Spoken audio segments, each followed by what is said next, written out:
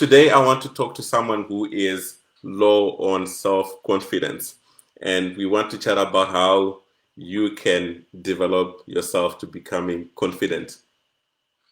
You have heard this saying before where people say, if you don't believe in yourself, no one else will believe in you. And that is so true, right? Because if you were to speak to someone who is on a full dosage of confidence, and if you don't know what they're talking about, and they talk to you so confidently about this particular topic, you can easily believe whatever they're saying simply because of the confidence that they are projecting. And I was listening to a guy called Frank Ablan, if I pronounce that name correctly. He is a guy whose criminal life is documented in a movie called Catch Me If You Can. If you have time, please look for it and watch it. It's a good movie. And in his talk, he says that if you believe in yourself and you have confidence, then you can be able to do anything that you set your mind on. And Frank is famous for posing as a pilot, as a doctor, and as a prosecutor, but he was nowhere near these qualifications. Yet, wherever he projected himself as a pilot, as a doctor, as a prosecutor, everything went well. Of course, at a later stage, he got arrested and served some time in prison, and later on, he worked for the FBI. But that's besides the point. What I'm really talking about is the confidence and self-belief element of it. And that is one thing that he really spoke about in this talk. Catch Me If You Can. Please Google it and find it.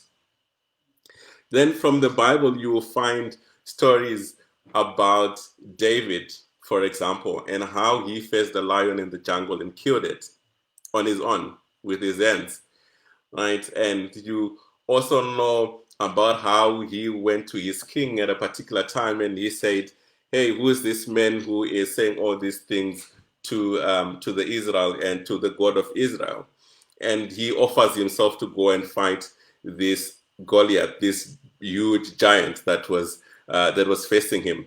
And from these stories, you can see the element of confidence. And for me, confidence and faith are intertwined; they go hand in hand.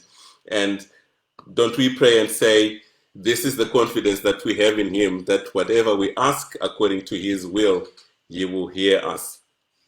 So, well, I am not a theologian, so I am not going to be talking much about these Bible concepts, but let me give you 6 confidence building strategies. And I'm getting these 6 confidence building strategies from this book, The Power of Focus. It's a beautiful book, and I've said before, please, if you can find this book and read it. So, what are these strategies? Let us look into them. Number 1, remind yourself that you did something very well every day. So do not focus on the things that could go wrong. Do not focus on the things that you couldn't do. Do not focus on the things that you couldn't finish, but focus on the things that you were able to do and do well. And when you do that, give yourself a high five, give yourself a pep talk, give yourself a pat on the back, to say, I have done this. And if you can, buy yourself a chocolate, buy yourself some wings to celebrate, those buffalo wings to celebrate your victories. And I'm not saying go for junk food here, please bear with me. I'm just saying do celebrate your victories. And in celebrating these victories, you are building confidence. And let me share something with you that I personally do to make sure that I celebrate my victories. So I use Trello boards to create a list of the things that I want to do in a particular day. I call it my to-do list. So at the end of the day, I'm making up this list of the things that I plan to do the next day, or if I can't do it, in the morning when I wake up, I'm making a list of the things that I plan to do in that particular day. And as my day progresses, I move these to-do lists into another board. I call it accomplished list. So I move this to a new board that says to me, it's a visual board. So it says to me, Lars, you've accomplished this for today. And as I go through the day, you know, the feeling, the amazing feeling that I get at the end of the day when all these boards on my to-do list have now actually moved to the accomplished list is amazing. And I go and I just say archive all this list, and I feel like, great, I have done something good in this day. And if I'm not able to do all of those things, then it's not the end of the world. I'm still going to be celebrating those that I was able to accomplish in that particular day. And this is how it works for me. If I finish my day at 12 o'clock, if I finish my to-do list at 12 o'clock, my day is done. That means I have more time to myself to do other things that are important to me. Now, and someone once said that, you know, if it is your job to eat frogs every day, eat them in the first thing in the morning. And if it is your job to eat 2 frogs every day, start eating the bigger one. So that is other thing that you can also do to build your confidence. Start with the bigger tasks, start with the complex task, moving to the smaller ones, so that you get the sense of fulfillment and accomplishment at the end of the day. Strategy number 2, read inspiring biographies and autobiographies. And you have heard this before as well. To read is to lead, and to read is to travel, isn't it? To read is to lead, and to read is also to travel. So here I'm saying to you, read very good books, read good content magazines and articles that will, you know, develop your confidence, that will help you to develop confidence. um, Build up a profile of stories that inspire you the most. You can start with the people that, you know, that started with nothing in their lives, or people, you know, lost everything but were able to bounce back. And if you are not able to find these people in your real life, everyday life, then think about these great examples that you can find in the Bible. And you can start to think about Joseph, for example, and how his brothers sold him only for him to end up being in a good position of authority in Egypt. Or you can think about David, where David was a humble shepherd, but who ended up being a king. And when you think about these stories, put yourself in these shoes and start to believe that these things can happen to you as well. Also, remember that your capacity far exceeds your current level of performance. Remember that a life without setbacks is an illusion. A life that is always smooth, without humps, without speed bumps, is an illusion. Accept that life will have ups and downs. And as you meet these challenges and as you overcome these challenges, your confidence grows. Let me also throw in some other things in here. You can add to this the concept of watching very good life lessons, or movies that are best, that have good life lessons. I've already given you one of these movies, the Catch Me If You Can movie, or you can watch the Bad Boy Billionaire series, especially the first one, Kingfisher, that talks about a guy who ran a business and it flourished, but then at the end of the day went down. But I mean, the confidence that this guy had before everything collapsed, even when his company was going under, he had the confidence that he would, you know, bring it up, even though it went to collapse. But he had so much confidence, and his lifestyle is a testament to that element of confidence. Number 3, be thankful. So no matter how bad your situation is, there's always someone in a worse off situation than you are in. If you doubt this, go have a look around the area that you live in. Go look around, go into town and look around what you see there. If you want, go and visit the sick people in the hospital. Go into that, those critical illness wards or terminal illness wards, and you can see what other people are going through. And I promise you, most of your problems, when you go and look at this, will look like very little problems.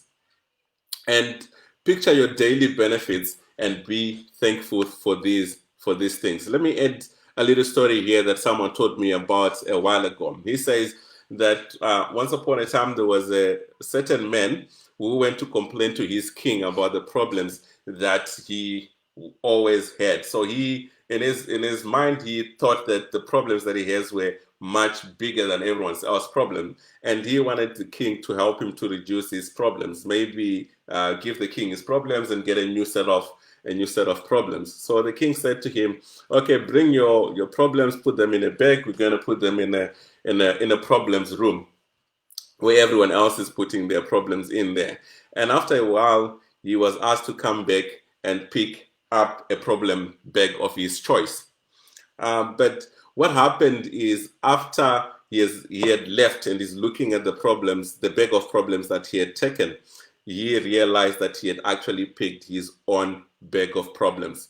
So what am I saying? I'm saying to you, be thankful for where you are, and remember that you could be in a better position than other people. So be grateful. Do not always complain. And as you do this, your confidence will build. Number 4, build an excellent support system around you. And by this, we're talking about, having family to support you, having people to support you. And Dr. Nyara has just told us about the amazing support and love that she received from the people around her. And also remember that your network is your net worth, right? So build and maintain relationships. And I think that we have covered this particular topic in the past. And Professor Kambizi also went deep on this concept of having quality connections. So we're not going to spend time on this one. Strategy number 5, push yourself to accomplish short-term goals. And here we're just talking about creating an environment of accomplishment every week and every day. And for you to do this, focus on the most 3 important targets for yourself, or focus on the very first few targets for yourself, and every day do something that moves you towards these targets or these goals. And someone says that, for you to accomplish your goals, you need to focus on the behaviors that will enable you to meet these goals, because the goal itself is not within your control, but what is actually within your control are the behaviors that will lead you to this goal. So make sure that everything you do moves you closer to these goals, and all the behaviors that you have lead to this goal. Remember, we once talked about habits, and how some bad habits can hinder us from being progressful and from progressing, and how some of these bad habits can cause self-destruction and also cause us to lose confidence. So do not allow yourself to be distracted or interrupted. By doing this, you're eliminating the feeling of guilt and failure. So take small steps at a time towards realizing your goals. Do not beat yourself up for things that do not go according to your plan, but rather learn to be flexible and accept that sometimes you have to lose before you can win. I was watching my little son here practice to ride a bicycle, and even when he fell, even when it didn't work well, he is still. And I thought maybe I should stop him and wait for him to relax and maybe do the lesson again tomorrow. He would say, "No, I want to practice." And this is exactly what we're talking about. Learn to be flexible and accept that you have to lose before you can win. So let me add something here as well. I don't know if anyone has eaten a whole pizza by himself or by herself. I have done it before. And how I did it was because I was able to eat one slice of pizza at a time. And before you judge or before you go and try this, here's a disclaimer: please do not try this at home, and please do watch what you eat. What I want to talk about from this is the concept of doing something in steps. So for example, when I go hiking, it can be Table Mountain, it can be Lionshead, and these are huge mountains, and it can be strenuous going up there. But how I do it is I set small targets for myself. I say to myself, I want to be at that point next. I want to be at that point next. And when I get to that point, I celebrate. I move on to another point. I celebrate until I get to the top of the mountain, no matter how long it takes for me to get there. And some of my colleagues will ask me, how long did it take you to go up Table Mountain? I would say, I don't care. I never watch the time, because what is important for me is to get to the top, not how long it takes me to get to the top. Like, lastly, and point number 6 is do something good for yourself every week. Again, celebrate every win, and no matter how small it is, you deserve it. Remember, if you do not believe in yourself, no one else will. So this is the end of our first session, talking about strategies to build self-confidence. We're now getting into the business and technology segment of things. And I want to start by asking you a question here. Have you ever wondered if humans will have, have you ever wondered if at some point what the human role will be if the world is now dominated by technology? Well, I have wondered about these things before, and I have a very wild imagination, and one of my greatest fears has always been that maybe one day robots and all this technology will completely take over the world. And by taking over the world, I'm not talking about just taking our jobs, but I'm actually talking about robots being able to take over the world in such a way that they are now running the world. And us as humans now, being forced to escape Earth because we can no longer stay together with the robots. And I'm talking about now robots being so evil that maybe one day they would desire to wipe out humans from the face of the earth. Imagine if you met a robot in the street and it says, human target acquired, shoot to kill, and then boom, you're gunned down just like that. I'm not saying that this will happen in the future. Like I said, I just have a very wild imagination. And these are some of the things that run through my head when I think about technology and robots. But let us get into, the question that we're asking here is, what is the role of the human in a world dominated by technology? So let's look at real life examples here.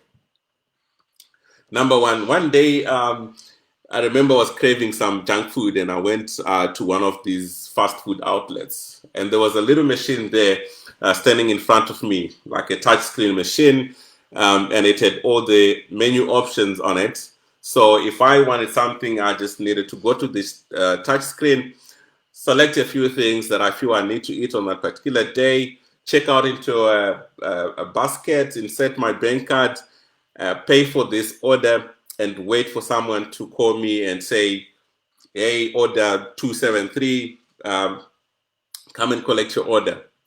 And I was also reading the news, and I noticed that in China, for example, they've already started using robots in restaurants, where these robots take orders from sitting patrons, and they also serve this food.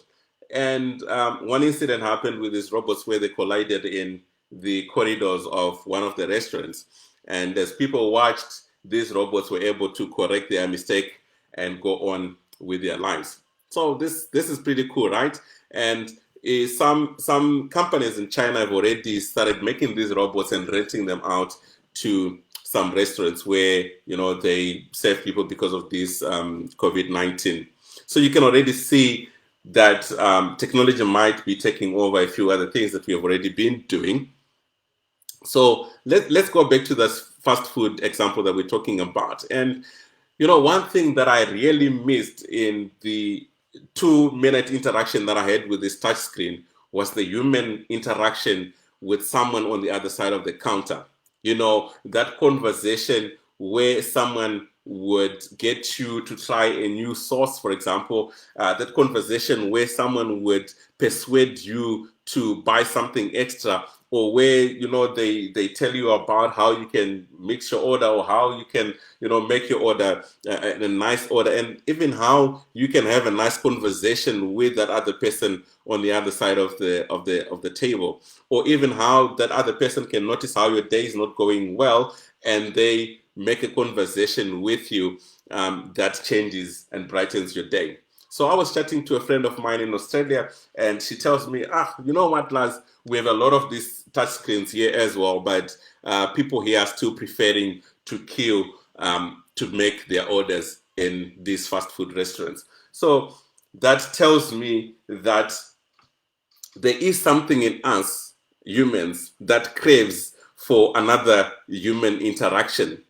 right? And when we get this human interaction, we feel like something real is happening between us.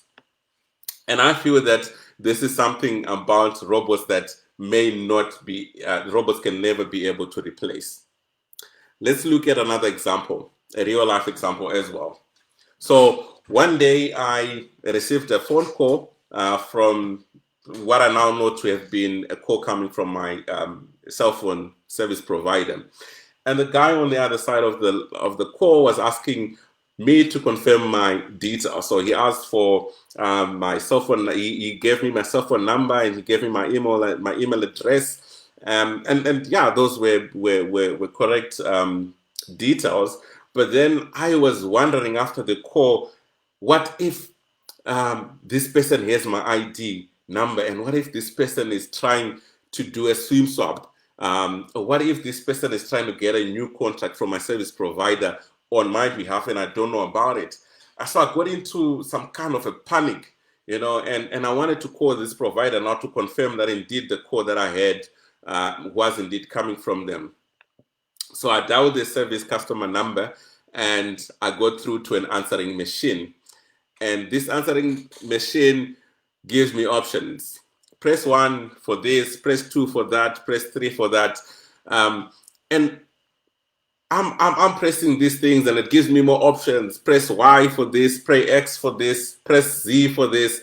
And I'm like, geez, really, I need to speak to a human, and I'm shouting these things, this comment on the phone, but obviously no one is listening to me. I'm actually looking for an option where I can speak to a human because I'm in a panic mode and this answering machine is not doing anything to calm me down. So eventually, after about 45 minutes to 60 minutes of trying, I eventually get through to an agent.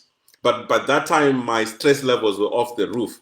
And I was wondering if maybe one of those first few options shouldn't talk about, whether you want to speak to an agent. I understand the need for them to automate these things, and because they have the experience of what people normally ask about. But I was wondering, what if they put this option of wanting to speak to a real human as one of the first critical, options on this call.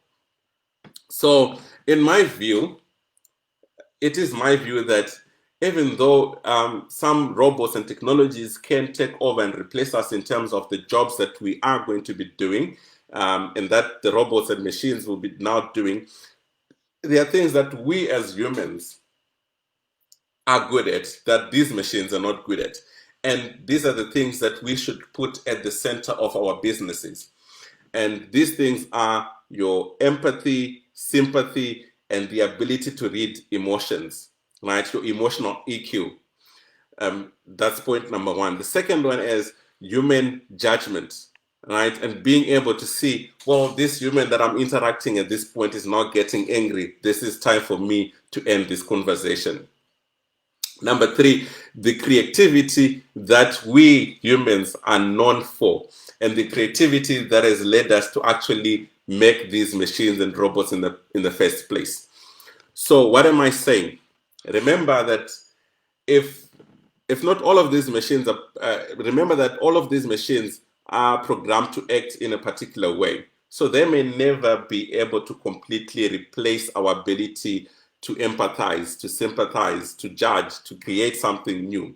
So if you are running your business at this particular time, that's, and in this particular era where technology will dominate, what I'm trying to say to you is put the human element at the center of your business. I am for Team Human, and I am for team putting the human element at the center of your business. So in other words, putting empathy and sympathy and judgment at the center of at your business, because I feel without these things that we may not be able to satisfy our customers in a very, very good and highly rewarding